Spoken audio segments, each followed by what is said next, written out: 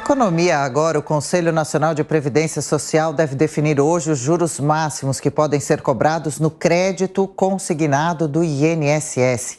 Luiz Arthur Nogueira, bem-vindo ao Jornal da Manhã. Luiz, por que essa discussão, essa polêmica tão grande em torno desse assunto? Explica pra gente, Luiz.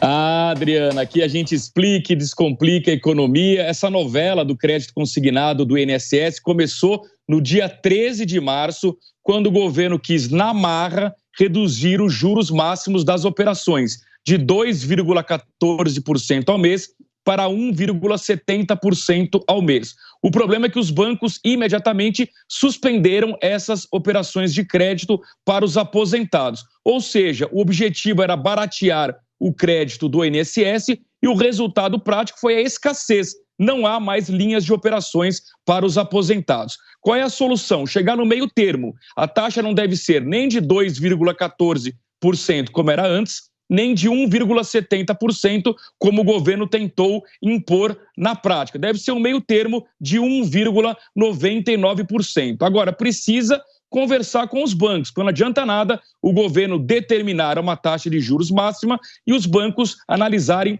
que essa operação dá prejuízo, porque eles vão de novo parar de emprestar para os aposentados. E um detalhe, Adriano, nem mesmo os bancos estatais, Caixa Econômica e Banco do Brasil, mantiveram as operações. Ou seja, a taxa de juros era tão ruim que nem os bancos públicos quiseram emprestar para os aposentados do INSS.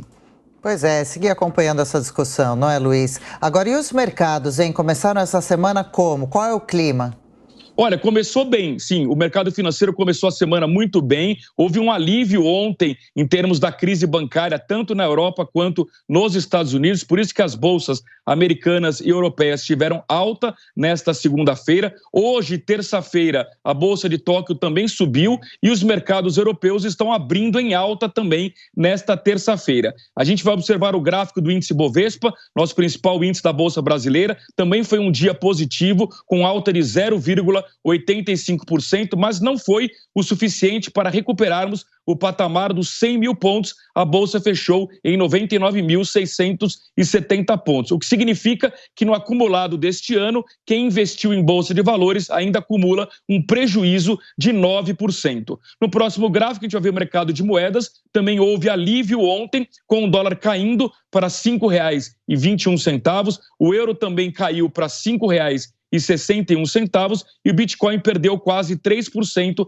valendo $27.170. Ao longo desta semana, a gente terá aí muita ansiedade em torno do anúncio do novo arcabouço fiscal. O que os investidores esperam é que esse anúncio, que será feito pelo Ministério da Fazenda, ocorra no máximo até sexta-feira. Pois é, essa semana será que finalmente é o que a gente aguarda. Valeu, Luiz Arthur Nogueira, até mais tarde. E chegando por aqui, comentando as principais notícias do dia conosco no Jornal da Manhã, bem-vindos, Fernando Capês, Diogo Schelp.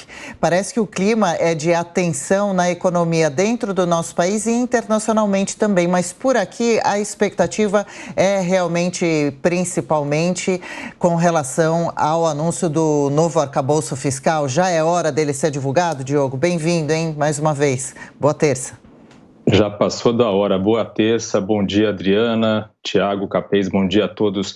Esse episódio do crédito consignado revela realmente um traço desse governo, não é?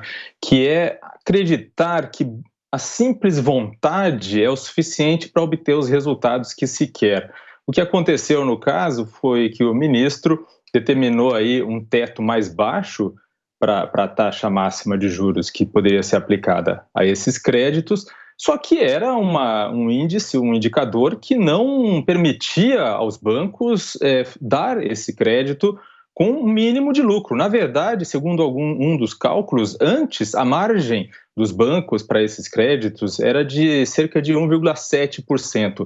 Com a mudança que Lupi pretendia, essa margem ficava negativa de 1,1%, ou seja, obviamente que não era viável economicamente, nem mesmo para os bancos estatais. Quer dizer, é uma espécie de terraplanismo econômico, né? A gente já viu o ministro Lupi, por exemplo, dizendo que a Previdência brasileira, a Previdência Oficial, não é deficitária, o que obviamente vai contra todos os fatos. Na questão do arcabouço fiscal, acontece algo parecido. Fernando Haddad tem defendido a sua proposta, tem disputado, inclusive dentro do seu próprio partido, um apoio a essa proposta e tem enfrentado dificuldades. Inclusive, esse atraso pode ter até dificultado, né, a criação de um ambiente possível para a redução da taxa básica de juros. Então, é uma situação em que, com o governo quase chegando a 100 dias, ainda não se tem uma grande decisão, uma grande medida tomada no âmbito econômico. Capês, você concorda? É muita discussão para pouca medida prática? Concordo plenamente. Bom dia, Tiago. Bom dia, Diogo. Bom dia, Adriana. Bom dia aos amigos e amigas aí que nos acompanham na Jovem Pan. Esse episódio do Consignados foi um episódio didático. Espera-se que o governo aprenda com ele. Intervenções abruptas, intervenções heterodoxas, intervenções político-ideológicas nem sempre dão bons resultados. Aliás, na maioria das vezes, dão péssimos resultados. Fica aí a lição para a vinda do arcabouço fiscal. Não adianta o governo querer, com uma varinha de condão, resolver um problema que é um problema econômico, um problema de mercado. Ele tem que dialogar, tem que acompanhar a evolução do mercado e tem que fazer a sua lição de casa. O que reduz a taxa de juros é gastar menos do que arrecada.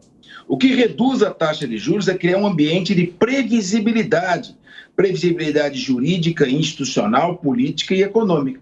E, para isso, é necessário o controle fiscal, o controle de gastos. Esperemos que esse arcabouço fiscal venha a trazer soluções e não mais preocupações e motivos para a gente esperar intervenções abruptas e ideológicas no mercado.